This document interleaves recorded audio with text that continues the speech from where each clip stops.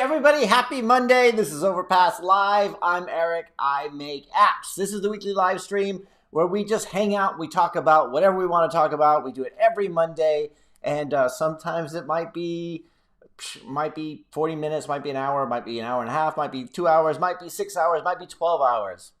All right, it's never been 12 hours, but we just hang out. We talk about whatever we want to. We talk about apps. We talk about what's going on with technology. Talk about some of the different apps we have. It's kind of different now because we have the Discord server. So for those of you guys who haven't joined our Discord server, a lot of people putting questions on there. Well, there's a few questions being put on there. So being able to share it and not just answered by me, although I try to chime in, when I can, everything, but more to bring the entire group together, which is still cool. But then on the live stream, we can all talk about whatever. And it's been really nice weather here in England this last week. Last Monday when I talked to you guys, it was like lockdown was easing up a little bit, where outdoor pubs were opening, and I was like eager to get out to like the pub. And it was surprisingly, the pubs around here, a lot of them are still closed. So I haven't really done too much of that, right? But the gyms are open, the shops are open, everything like that. I went to the gym every day last week, and including Saturday. So I even went on Saturday as well. So which is a bit excessive for me, but I think it just felt good just to get out again. And then went again this morning, and I've got equipment and everything, but it just feels good. Like things are starting to pick up a little bit, and it's just nice. So anyway, I hope you guys had a really good week too. Let's see who's here. Billy, what's up? What's up, Billy? How's it going? Shurjan, good evening, people of the internet. Yes, people of the internet. Good evening. Northern Light, Eric, how's the weather over here? It is really good. I went out for a walk earlier today, and no jacket, no nothing, just out in the sunshine. It's really, really nice. I mean, it's kind of weird. Last Monday, it snowed here. It snowed in the morning, a lot. And then it was really nice in the day, and then it gets really cold at night, which is why this outdoor pub thing isn't quite working so well, I think. At least not in terms of for me, because it's just, but it's still really cool. It's just nice to get out and everything like that. But today we're just going out for just a brief walk and just feeling the sun on you and everything. It's really, really nice. Avinshu says, hi, sir. You still making money through AdMob? Yes, I am, but it's not as much as it was before. This is one of the things. I don't have the daily revenue report updated all the time. But I can tell you how much I made yesterday. I can't show you because I can't show you the RPMs, but I could see.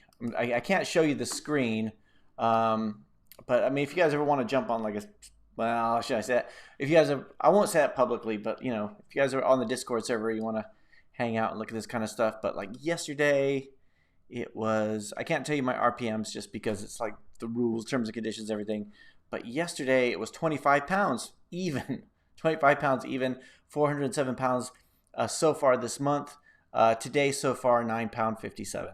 So yeah, it's still coming in. What my biggest app though, my biggest app at the moment is on iOS, and I haven't updated it in a few years. And it's gonna be, it's pretty soon it's gonna be removed, and it's one of these. I gotta update it to the latest version of the latest version of AdMob, but also the latest version of Swift. So it's not like I could just put AdMob in there and then just re-upload it. I gotta deal with the whole Swift updates and everything, which is something I don't really want to have to deal with. But yeah, so that's cool. Let's see, we've got Celtic Whispers sneaking in for a few minutes while at work. Shh. Okay, everybody. Keep it down. Celtic Whispers is working. So let's see. I don't know if that actually worked. Let's see. Core Funk. Whoop, Core Funk. Let's see. We've got Morris Taylor says, if I spend a year making my own apps but have little revenue, would I have enough experience to do some contract work to earn some extra money? My health insurance is £800 a month. Oh, God, that's a lot. I think if you spend a year doing anything, you're going to get better at it. So that, I think, and when we talk about this, Morris, I think if you're asking whether or not you do it full time, 100%, you push everything out, yeah, you should get better at it because you should have a portfolio. You're getting better at doing it. What I would say is release release stuff and get stuff out there onto the Play Store and to the App Store, just so that you can, because you have something to show for it, right? Don't spend all the time making one application. Try different stuff. And then to me, I find it easier to learn a new technology if I have something to build with it. It could be something simple like with Node.js, I would do like a lot of like scripts for myself, or a lot of little, like almost like microservices, like just something that will just do something and like run on a cron job and just do whatever, right? With the apps, just get something out there on the App Store, on the Play Store, and they might not be so great to begin with, but you're getting that kind of experience. But what I would say, when you start looking for some sort of contract work, I would say to remove the ones that don't look so great. But it's kind of like a progression. You're gonna get better. Like we all suck at the beginning, right? It's like, yeah, so many people say they want a whole. I hear this about videos, and I hear this about apps. I hear like, oh, I want to do videos, but I need to wait till I get like, I need to hire an editor. I need to get all this stuff. And no, you need to practice. Put the reps in, right? And the same with development. You don't wait for that big idea and then learn to code. You learn the code so you're ready when that big idea hits. At least that's my opinion about it, right? You don't wait. Like if you want to be a songwriter, you don't like, I'm going to wait till I get this big song idea and then I'm going to learn to play an instrument so I can actually play the thing. No, you learn by doing the daily grind and doing all that kind of stuff. So, and part of that, one of the nice things about doing contract work is that you're doing stuff for other people, but it sharpens your skills too. So like you're basically, your skills are getting sharper. You're constantly, you're dealing with new problems all the time. You're doing like some client projects here, client projects there. Your skills are getting sharper. They're benefiting because they're using the previous skills that you've acquired and everything like that. So they're benefiting because you're building something for them. You're kind of benefiting because you're also you're staying sharp at what you do. And skills tend to lapse after a while if you don't do them. So yeah, I definitely think so. What else do you guys think?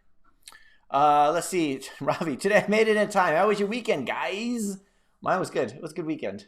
I did work on Saturday, and I did a bit of work yesterday. But yeah, it was a really good weekend. I mean, it was like, when I say work, like it's like okay, we work on this client project a little bit in the morning, a little bit, it's like, it's still too nice outside. And I asked this on the Discord channel for those guys, like some of you guys said it. I got, like, a couple weeks ago, I got a MacBook Air, and the whole thing is so that when I am going back to client sites and stuff like that, I need a decent laptop. My old one was so loud and old, so I got a new laptop.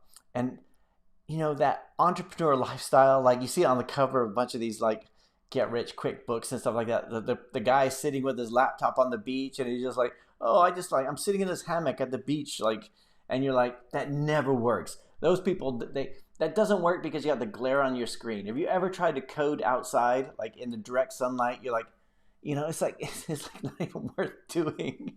But I was tempted to try it this week. Didn't, though. Let's see. JK Multi says, have you created another account after termination? No, I appealed it. I appealed it. I didn't want to start over again. So JK Multi might be referring to my video where my app account was, my Google Play account was it was about a year ago. No, it was just over a year ago, where my account was suspended, and it was because I had a third strike on an app, and I appealed that third strike so I can get the account reinstated. So yeah, that was, definitely, just, I would try to appeal it because you have all that, you have all that traffic, you have all that stuff there, right? And so many people I know who have tried to start like another Google Play account, they get shut down because they can somehow identify that they're the same person.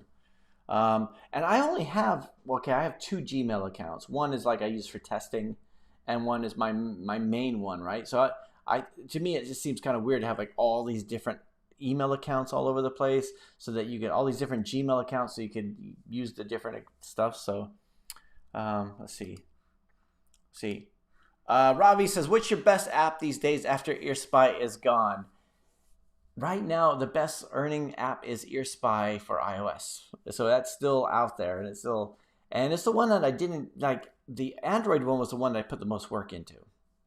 but the iOS one is still out there, and that seems to do the best in terms of ad revenue. On actually, I'm always wary to talk about this because once I start talking about this, somebody goes through and like all the copycats. But yes, the Ear Spy for iOS it still does really well. And again, like there's reasons why I haven't updated it for the last couple of years. One, because it's doing well. I don't want to have to like go through the approval process again and have them saying, this has a word spy in it or something like this, and then I have to make all these changes, everything. But I'm gonna have to do that anyway because the iOS 14, ad mob thing, and it was like 2018 the last time I updated it, so they're gonna remove it at some point. So it's like it's there like that. It's I need to do that because that's the one that's earning the revenue at the moment. But like Hebrew Bubble Bath does really well in terms of the other side of stuff. But let's see. Cord Funk says nothing as good as spending 1 hour writing a Node.js script can save 5 minutes. I usually think devs automate things way too fast. Yeah, but it's like I do that all the time. Because you think, all right, here's okay. Whenever I think about whether or not I should automate something versus a copy paste job, I think about the times when I was first getting into IT. I was in an investment bank, and somebody asked for like a one-off report, right? So you go, okay, so right, I'll copy everything into a spreadsheet. I'll sort by a certain thing, and then I'll remove certain rows, and then I'll like, okay, and then I'll do something else, and I'll do something else, and everything was manual. It was like, okay, and then I have this report, and I give it to them, and they go, oh, that's great. Hey, can you do it for tomorrow's data too? Like they'd always say it was one-off. And I don't care what anybody says, the one-off thing is a lie, right? Whenever somebody asks you to do something for a one-off, and the same true when you're doing it. Have you ever been copying, like, let's say an example is I have some of my my language learning games, I have like files that I copy from like a subfolder into the main folder, the one that's actually compiles the APK. Right, but I have different resource files, so I was just doing it manually, saying, okay, copy this one, copy this one, copy this one, compile it, upload it. It was just like all manual. But then sometimes I would lose track of like, what did I move over first? What did I do over? So like spending a few hours writing that script, I run that thing all the time. It's like I can just quickly go from that to that to that, and sometimes it really does. But I totally get what you're saying. Goldfish Apps, hey, how's it going? Eric dropping some wisdom bombs. Very true that you're saying about putting the reps first. Yeah, I mean that's just it. I mean it's gonna be like if you're not embarrassed by your first project or by your first code, your first lines of code, then you haven't been doing it long enough, right? It's like you get better and you start looking at this stuff going, ooh, let's see. Sure just says get rich books only work for the person who's selling the book. That's true. That's very, very true. And it's like yeah, I always think about that. It's like yeah, that when I started doing apps, I've told you guys this before. I've told you guys everything. How long have we known each other? We known each other a long time, right? I've told you guys everything, but like when I first started, I was like when Ear Spy was kind of getting some traction and somebody said, hey, you should make a book about it, or write a book about it. And I go, well, it's like making like 10 pounds a day or something at the time. And they said, yeah, but you just have to sell the dream. I was like, you just have to sell the dream and you'll make more from the book than you. I was like, that's the kind of mentality, that whole, if you could just sell the dream, which is why I haven't done a course and I haven't done a book. Mainly is because of that, the sleaziness of the way that sounded and the way it felt.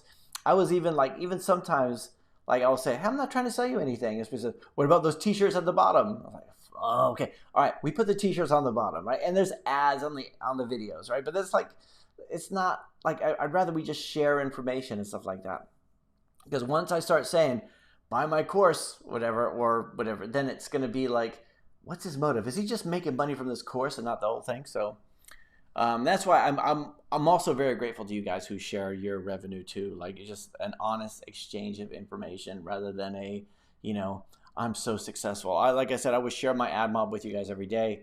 I mean, I can show you the number, but I'm afraid of getting my account suspended because you're not allowed to share the RPMs and stuff like that, which is actually in the terms and conditions. It seems like I'm always making an excuse about it. But Kevin Hawthorne, hey, good evening. How's it going? Let's see. Theo late, but in the house. Everybody, Theo's in the house. Morris Taylor says, I live in an RV. Oh, I would rather be in a little house with cable internet. Life on the road can be lonely, expensive, and dangerous. Really? Yeah, I guess so. I don't know. I live in a little flat and a little apartment. I'm sorry, little apartment. Did I say flat? I live in a little apartment, and I want to, and I want to travel. I want to go places, and I'm thinking, I would like to. I mean, maybe not in an RV, but like I'd like to, you know, I like the idea of just getting in having a laptop and going working in coffee shops. But having said that, I've been on one trip last year when I went to Slovakia before everything went crazy. Um, and yeah, it was kind of lonely. I'll admit, it was kind of like on day two, I'm just kind of wandering around, like if you ever walk around a mall by yourself, you're like just kind of like well, I kind of feel like I've seen everything, but yeah, it's an interesting point. Moran Deer says, hello, appers. Appers. Morris also says, mobile lifestyle. I'll never talk about strangers / cops knocking on your door, getting water / power / internet, dumping water and waste, paying taxes, etc. Yeah, that's true. I think, I don't know, Morris. What I was thinking, this is what I was thinking. You guys let me know, Morris, especially you, because you have this kind of life, and some of you guys have the digital nomad lifestyle.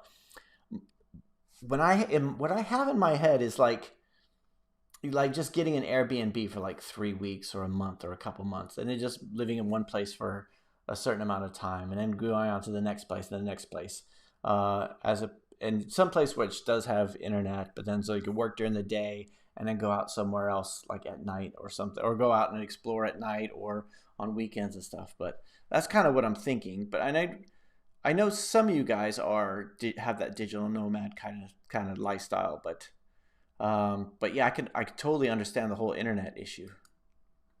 Matthew says my iOS version of my app works until it gets to the full screen ad. Matthew, you were having trouble with this last week too, weren't you? I mean, I know. I think I saw it in the Discord channel. Have you been able to sort that out? And have you been able, like your pod file, have you gone through and made sure that everything is installing from that and everything like that? Let's see. Ron Deere says, I also think about most teachers at Udemy. They make their courses because they can't make a good app. It does not apply to all, but most.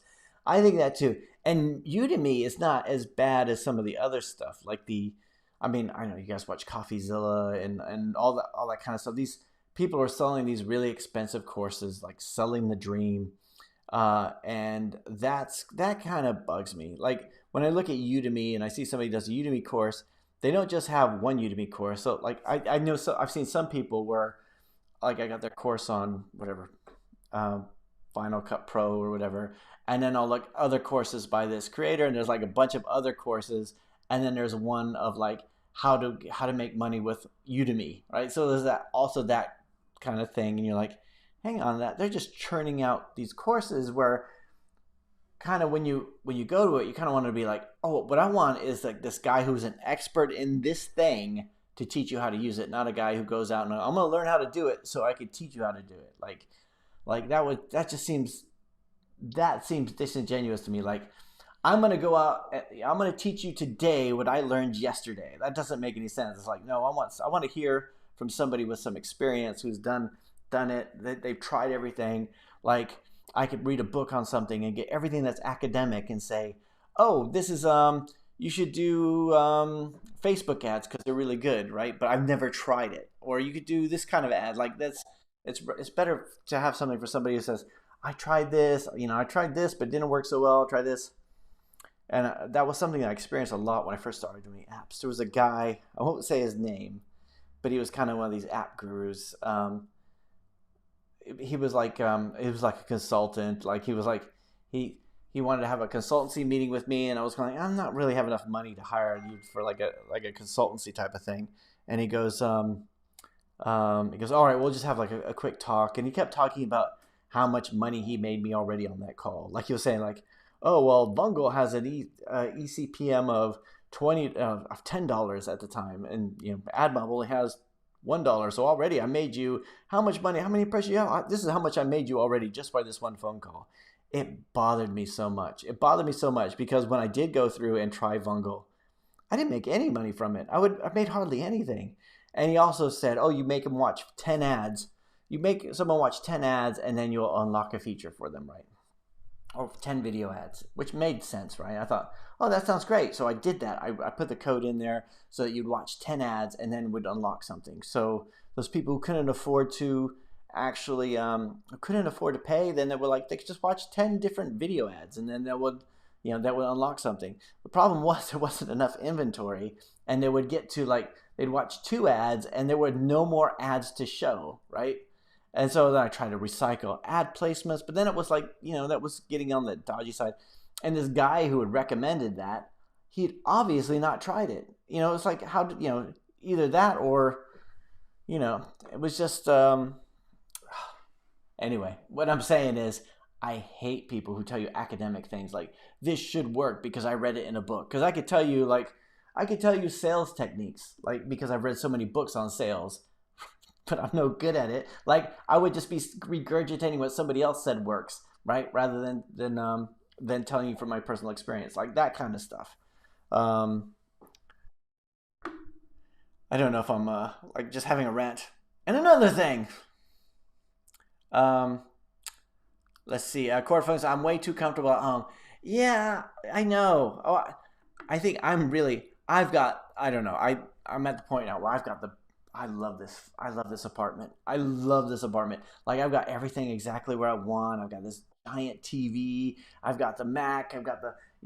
I love working from here. I I like the area, everything like that. But then I'm thinking, dude, I don't want to I'm in danger of being 10 years from now being in this exact same spot if I don't set myself some new challenges and go do something else.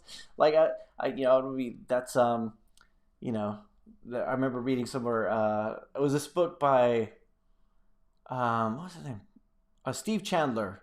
I think it was called. It was Steve Chandler. He had a book called "Reinvent Yourself" or something like that, an audio book, and he says there's never been a book called "Great Moments in Comfort." Right? It's always people push past their comfort zones, and but we all strive for comfort. We all strive for comfort, and like my brother once said that he gets this big expensive computer and he spends the whole day arranging his desktop settings so that it's the optimal setup, right? We do this, so we're gonna have this optimal setup, and then what? Then you gotta do something else. You gotta move on and do some new goal, right? All of this stuff has to go at some place. It's all gonna crumble, and then the life goes on to the next stage and the next stage and the next stage.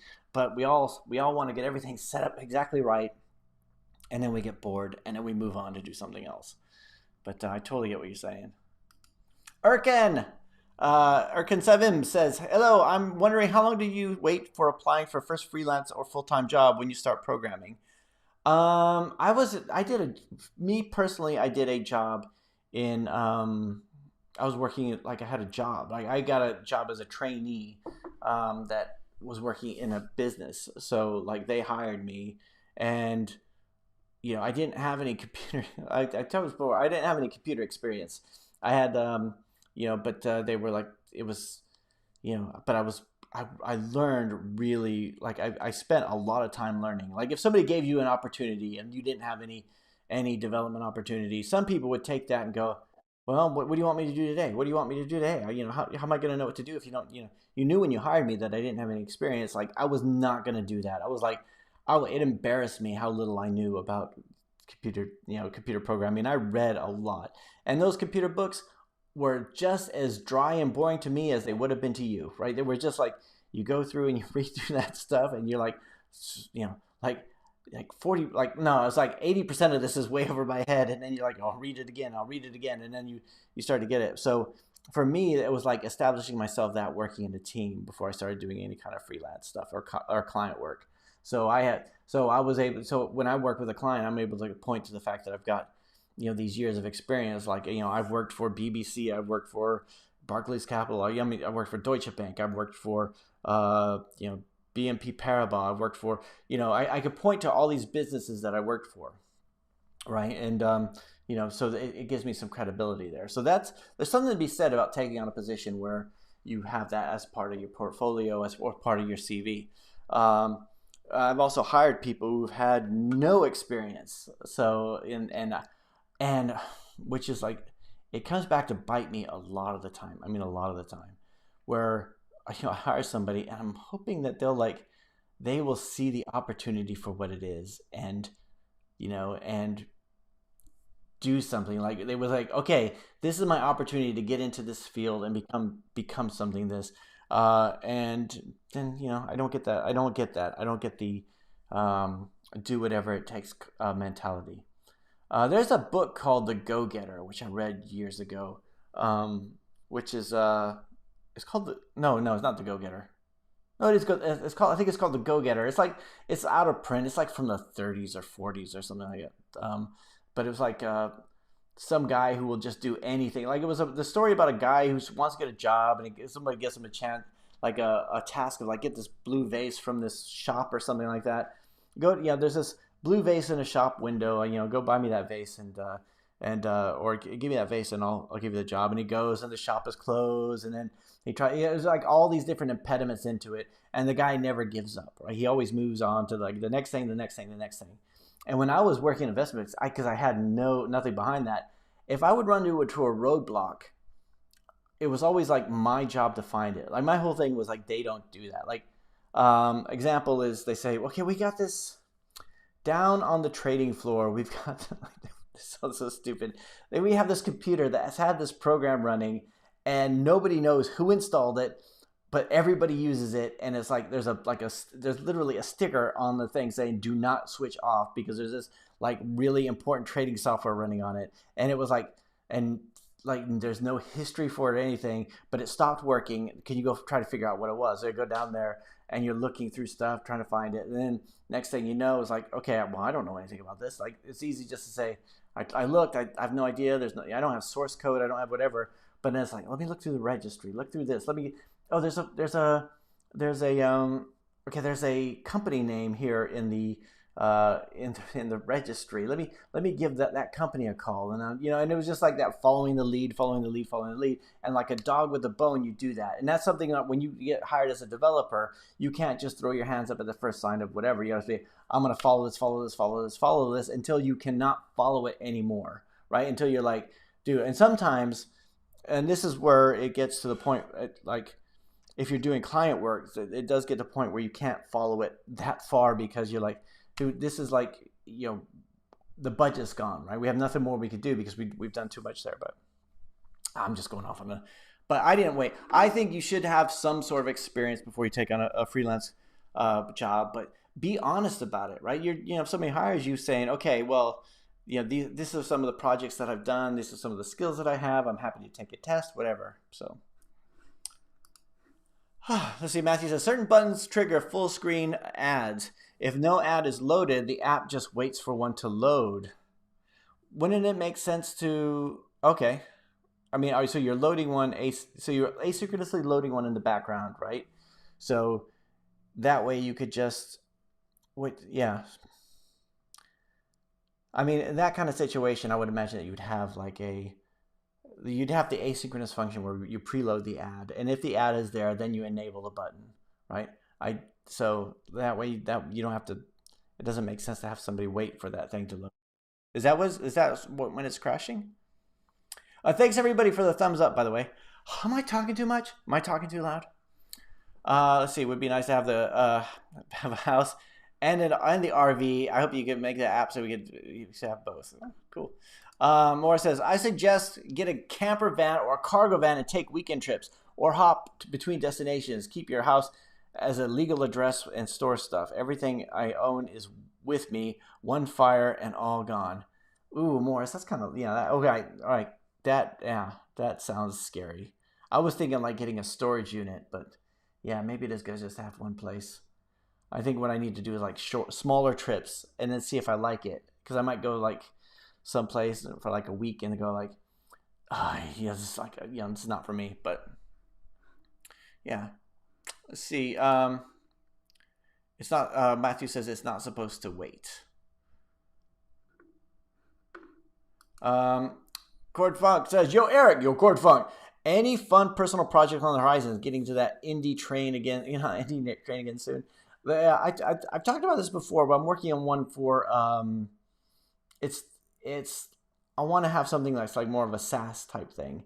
So I'm working on like an app-based SaaS. So having an admin site and the application itself, and hopefully sell it on to companies. But I did hire somebody a few weeks ago, and he was working on that, but it just didn't quite work out. So I have the code. I'm kind of like I want to get some time to sit down and work on that.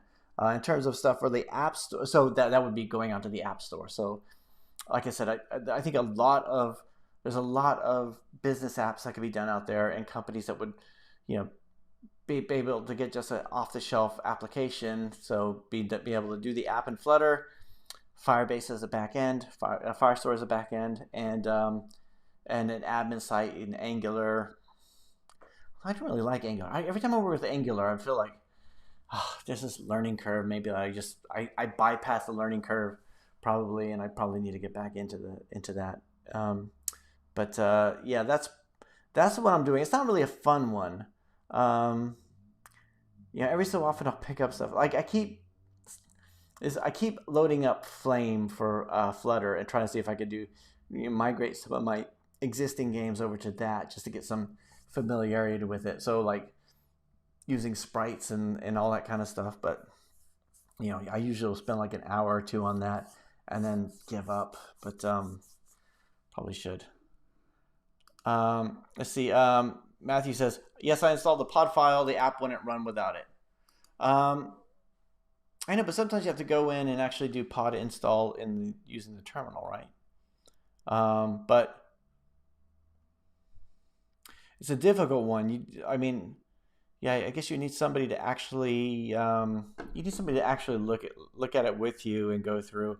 That's the thing. It's very difficult to say based on the symptoms what it is, right? You got to go through and drill down, and you got to get to that stack trace, and you look at that stack trace and think, which line is that occurring on?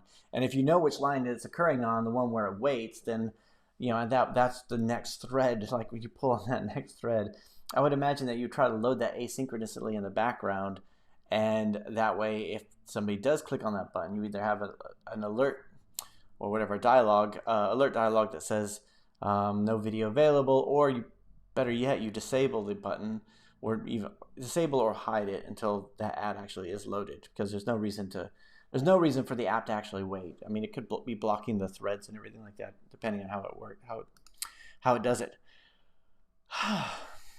Goldfish App says, yeah, I found CoffeeZilla after you mentioned him on your channel over a few years ago. I must have spent hours watching his videos. I know, they're really good. I think he does them every day now. I think he started doing them almost every day, and then I kind of stopped watching him, which is kind of like thinking when I started doing them every day, maybe people like, because every so often I start thinking, I need to get back into doing the videos on a daily again. But and then I think it does get a bit much. Biswajit's here. Hey, Biswajit, how are you? How are you? Good. I'm good. Ahmad says, thank you for introducing me to your channel. Do you make any app review videos? It will be useful to get some honest feedback. Yeah, we talk about apps. I don't do any videos on it. People have asked all the time, said, it'd be good if you like review videos or review apps on your channel, like on part of the videos. And I just think that would be the thing that I don't like about reviewing apps, like if I say, here's why Tinder is so successful, or here's why this big app is so successful, is because it's like reverse engineering the success of somebody else, right? It's not. What we do here on the live stream, if you want us to have a look at your app, just let us know what it is, and we'll have a look at it and kind of give our opinion of it. Not just me, but everybody else here on the channel. So it's not so much. But we don't really look so much at the app itself, because we have to install it and share the screen. A lot of times it's Android, and it's difficult to share an Android screen on the share Android on screen. I'm getting way too technical here, but like it's difficult sometimes. So we'll look at the Play Store page and like the App Store page and stuff like that. But yeah, thanks, Ahmad. Welcome. Ravi says, have rewarded ads ever resulted in more revenue? I feel they're just a scam. I think I remember when I put revenue rewarded ads in there, I thought they would get paid more for the impression, and it seems like you still get paid more for the click. So it's like you might as well just have normal interstitial ads. And Morris says, life, should I slow down? Should I slow down? Should I be more present? Should I look gazingly into your guys' eyes? Morris says, life in an RV is okay when jumping between RV parks. Monthly rate is 30% apartment rates. That's not bad. My RV paid for itself in 2 years. Yeah, I would imagine, though, the internet must be really difficult to do, though. And that's been my one concern about traveling and working. I don't even ever work in coffee shops. Like, I've just kind of, yeah, so. Zarul says, hi, new apps. Hi. Is that me? Am I new apps?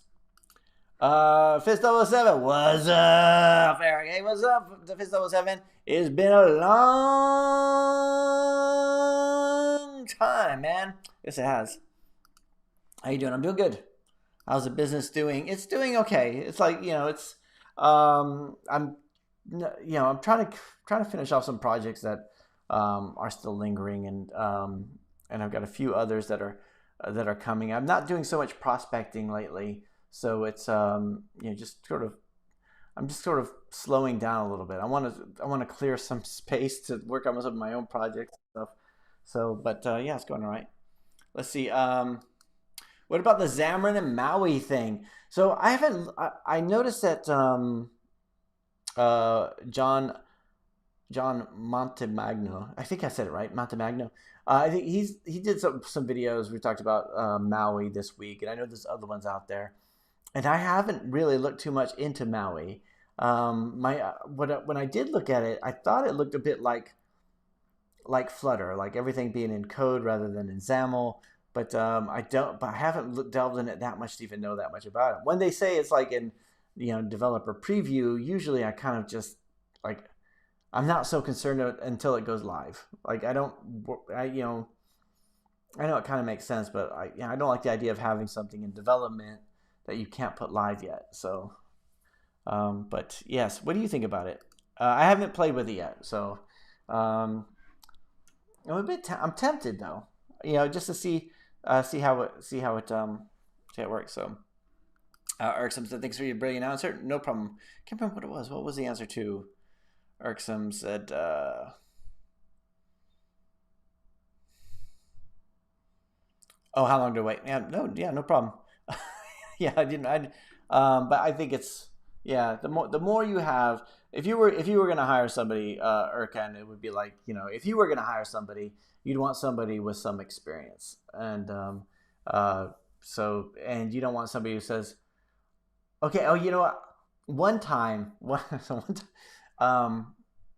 back in, this is like 2002 or something. I bought some like a reseller account on some web space, so I had this PHP server, and the company that sold me the server was renting out the server. One of the owners of the company says, "Hey, we've been looking for somebody to partner with, like a website developer, which apparently you are. So would you be willing to work with us, like as a website developer, so we could recommend people to you, and maybe we could do some sort of partnership together?" And I immediately responded with, "Yes, definitely. I've never done anything like that before. Yeah, that would be so cool. What a great opportunity. Thanks so much. Like, that would be really cool. I'd learn so much from that." And they never heard back from them. I totally did not play that right. I totally should have been like, yeah, no, that would be, I should have been, I was more like, really like, "Hey, thanks. That'd be great. I can't believe you believe in me," all this kind of stuff. Oh, so you kind of want to seem like confidence. Confidence is key when you're working with freelance work too. You don't want to be like, "Wow, thanks. I've never worked with this before." It's okay to say you've never worked with something before, but it's also like, "Oh no, this would be a nice challenge." It's confidence, the confidence that you convey when you're talking to them. Like you never lie, but you just, you're somebody who can get stuff done. Rizwan, hola amigo. How is your old young pal? Yeah, old / young. Doing well. Bit more on the old side, unfortunately. Morris says, in the USA, only 3 states let RV be your legal domicile: Florida, Texas, and South Dakota. Oh, Neil says San Diego, which is not a state. Other states, yeah, you must rent or own a residence. No idea what the UK law is. I don't see that many RVs here, and I think there's not that many RV parks. So,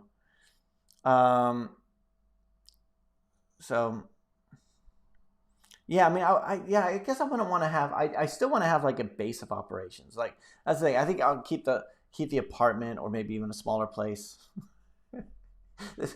All this so big here. Like maybe have this like keep the apartment like as a base of operations, you know, and then like have other places to travel to, rather than I guess I don't necessarily want to have all my possessions be able to fit in a backpack.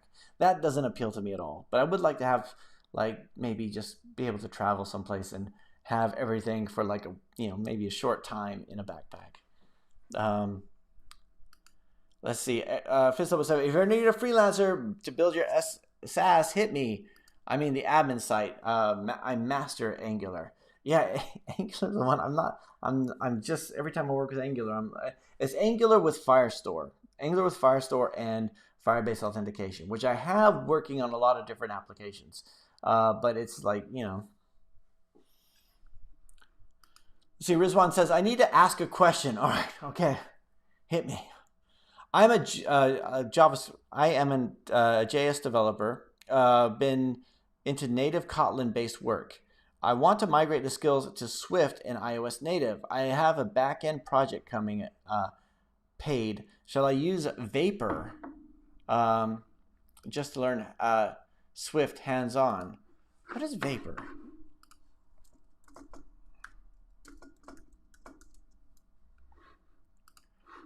Let's see. New type of web framework. Is this what it is? Let's show the desktop here. So Vapor is a new type of web framework ecosystem. So non-blocking event-driven architecture built on Apple Swift and I/O, written in Swift, the powerful programming language that's also easy to learn. Expressive protocol oriented. Okay.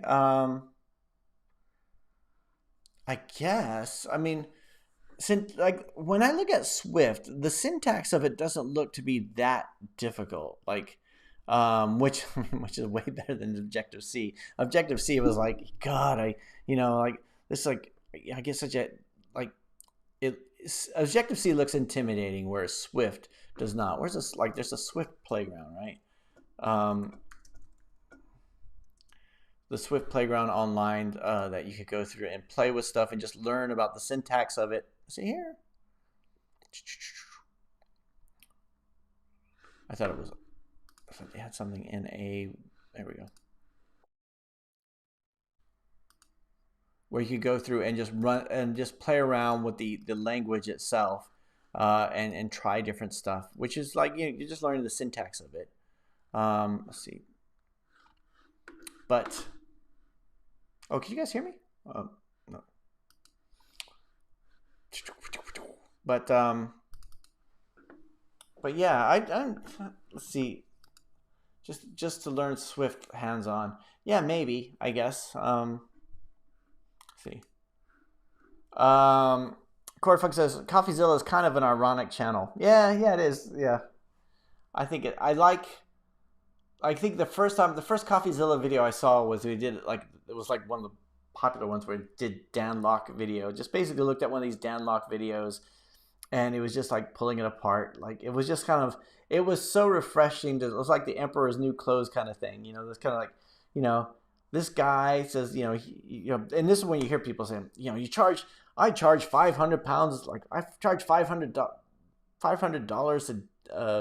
an hour or whatever, or I charge you whatever, some ridiculous stuff like, people pay me $50,000 for an afternoon of my time. You're like, seriously, really? But yeah, I do like to watch that when I see it. Darnaj, hey, how's it going? Danraj. Hello everyone. See, let's see. Fist 007 says, hop on the Discord server, man. Link in the description. Yes, it is still in the description, isn't it? Yeah. Thanks, man. Yes, Fist Level 7. Get on that Discord server. Let's see. How does the RV pay for itself? It doesn't make any money. Well, I guess it's because you're not paying all that. Like, if you were paying, you'd have to pay rent somewhere. Like, you have to live somewhere. But let's see. My Invention says, what kind of apps does Google not allow? And Dexter runtime permissions dependency can create copyright issue. Why do I not know this Dexter runtime issue? Dexter runtime? Oh.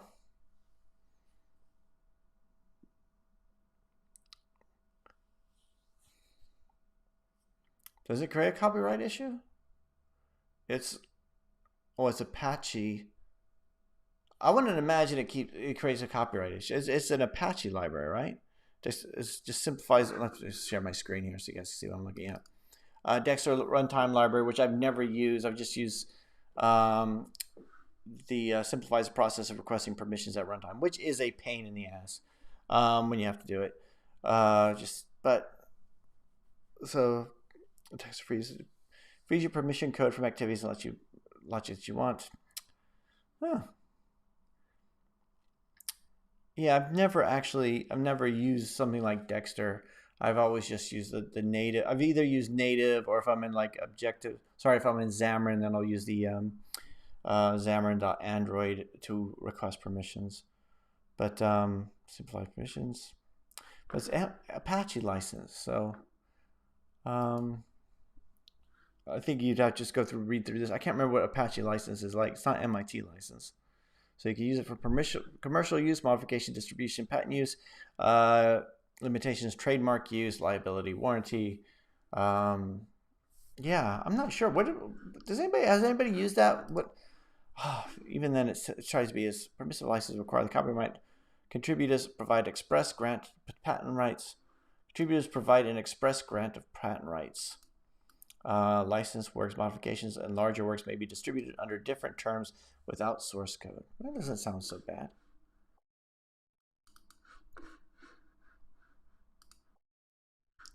Let's see. Ariel, hey, how's it going? Ariel says, "Hi, Mr. Wroolie." Good. Yes, let's use my Mr. Wroolie. I like that. Hi, this is Overpass Insights. My name is Mr. Wroolie, and I make apps. Maybe we should go with that.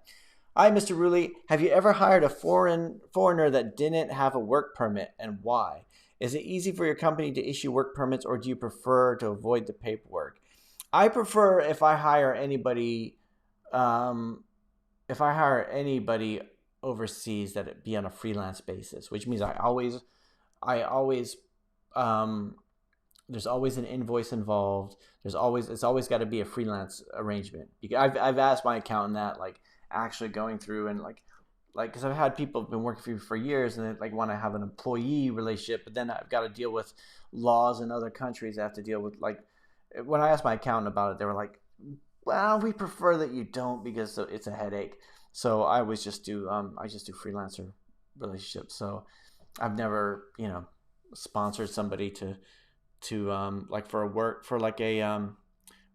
permit or somebody to travel in or anything like that. My company's just not that big. Has anybody else done that? Ron Deere, my apartment rent was $1,400 a month. My RV lot was $400 a month, saving $1,000 a month. Saved $2,000 in 2 years. Saved $24,000 in 2 years. New RV cost $22,000. Makes sense. Florida also has no income tax. Yeah. Oh, it'd be nice to go to Florida. Oh yeah, it'd be nice. Let's see. Rachel says, when you working with Flutter, have you noticed that the project's files tend to bloat? My 2 megabyte project grew to 1 gigabyte after running Flutter clean. It went down to 2 megabytes.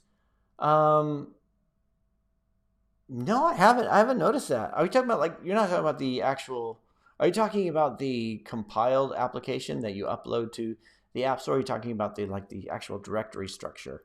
I do know that as a developer, like especially the iOS side, I get a lot of like just junk. Like I run clean my Mac on the Mac to because I have a terabyte, a terabyte of disk space, which runs out a lot, and a lot of it has to do with old APKs and IPA files, and also a lot of simulator images. So like when I go through and clear those down, it's nearly like half the hard drive when that kind of stuff's on there. So there's a lot of junk that goes in there, but I haven't noticed that. I'll have to have a look. Let me have a look at one of my projects here. Let's see, documents. Actually, I'll have a look at that later. But yeah, I haven't. Like I always kind of think like if it puts all this stuff in there, I don't concern myself with it too much. But I do know when I copy something, like if I copy a project from like to like an external hard drive or something like that, I'm always amazed at how much is in the Git history and how much is in like node modules, but depending on the different types of projects. But no, I haven't. Wow. Oh yeah, that would be the but that would be the build file, the APKs and dependencies. Yeah, that makes sense. Because it would have to run pod, like when you do Flutter clean, it clears out the pod, the pods and stuff, doesn't it? Theo says that jumping icon keeps grabbing my attention. Oh, was that on the what icon was that? Oh, on Vapor? I can't remember what it was. Let's see. Cortefox. If it's not MIT, then I just turn away. That makes sense. Rohit says, Eric, my first gaming app is currently in closed beta, hoping to soft launch soon. Which country do you think is good to soft launch in? Well,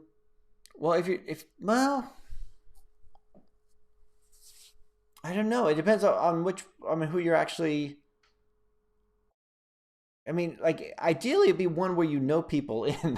So like if you have like I would not do a soft launch. I personally would not do a soft launch in say Vietnam because I don't know anybody over there. I know like a couple people, but like it wouldn't make any sense. I'd rather go someplace where I could get friends and family to download that first version, leave the first few reviews, that kind of stuff.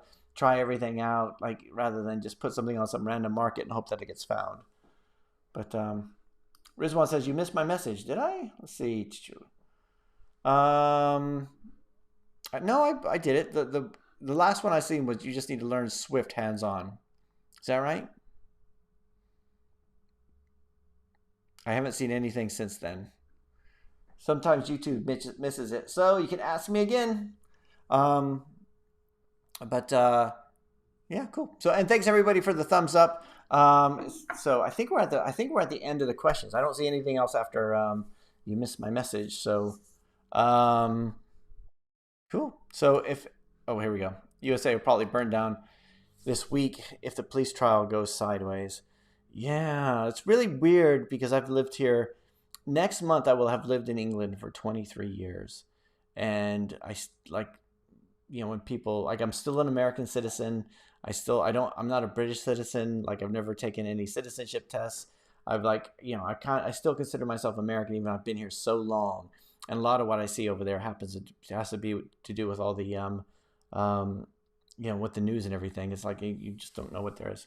No, there's another. Yeah, Rizwan, I didn't see it. Can you put it in here again, please?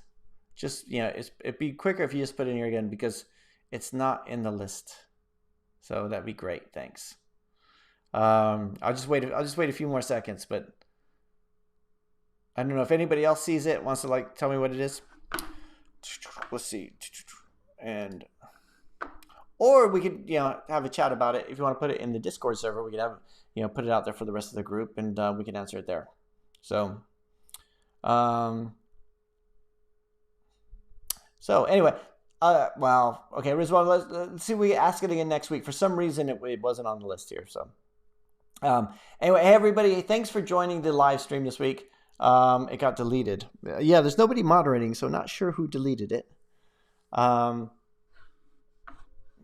it was YouTube who did that. So, yeah, so does anybody know what it was? Anybody know what? Yeah, if you put a link, Rizwan, I would not have been able to see the link. YouTube will remove that automatically. So Vapor CEO is actually a core contributor to Swift for the Web. For Swift for the Web team, non-directly Apple acknowledging Vapor. He is listed on the Swift side. Okay. Well, I mean, if that's oh, cool. Well, yeah, maybe that's something to look at. I mean, but if it's something for web, I mean, there's no, well, I guess there's no shortage of technologies for web, but I like the idea of being able to use one technology in all places, which is why I like JavaScript. I like being able to do Node.js on the server and JavaScript in an app where possible, which is why I liked using Ionic. But now, I mean, it's and I'm tempted by stuff like Blazor and other things. We use other technologies using WASM, but then every time I look at documentation, is in JavaScript. So that's one of the reasons why I don't get to that. So anyway, hey everybody, thanks for joining the live stream this week. We'll do this again next week, next Monday. Rizwan, if that wasn't your question, if you just let me know, maybe we could do it next week. And that is it for this week. Everybody stay healthy and stay safe, and we'll talk to you again next time. Thanks for joining. Thanks for the thumbs up. Talk to you guys next time. Bye.